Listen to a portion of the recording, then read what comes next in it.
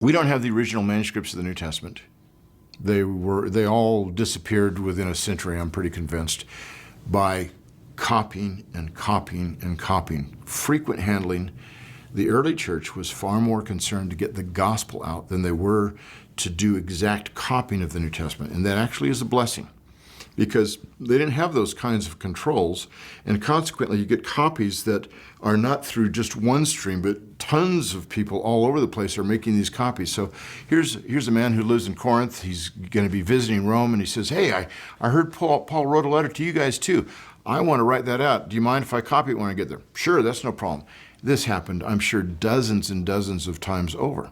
And those manuscripts would have lasted as much as 80, 90 years, but would have fallen apart from all these copies being made. So we don't have the originals, they disappeared. And all the copies that we have disagree with each other at some point. Sometimes it's quite a few disagreements, but we have hundreds of thousands of textual variants among our manuscripts.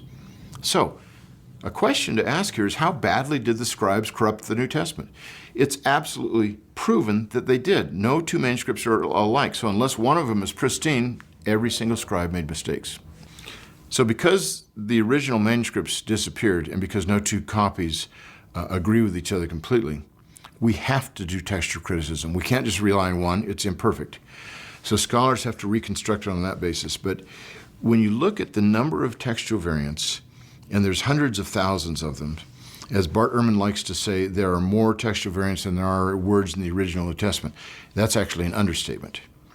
But you have to not just look at the number of variants, you have to look at the nature of these variants. And the best estimates are that at least 99.8% of them affect nothing. Most are spelling differences. There's different ways to spell John, there's different ways to spell Mary. They're not going to affect anything. But the 1/5 of 1% that do affect things are the ones that scholars talk about and disagree over on a number of these issues. But the bottom line is, it does not matter in some respects which New Testament you use, because no essential doctrine is jeopardized by any of these textual variants. Even Bart Ehrman, who wrote Misquoting Jesus, can say the same thing.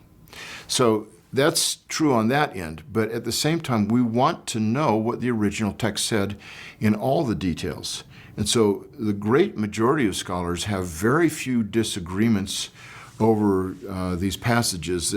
For example, most scholars would say the long ending of Mark's Gospel, Mark 16, 9 through 20, is almost surely not authentic. And they still put it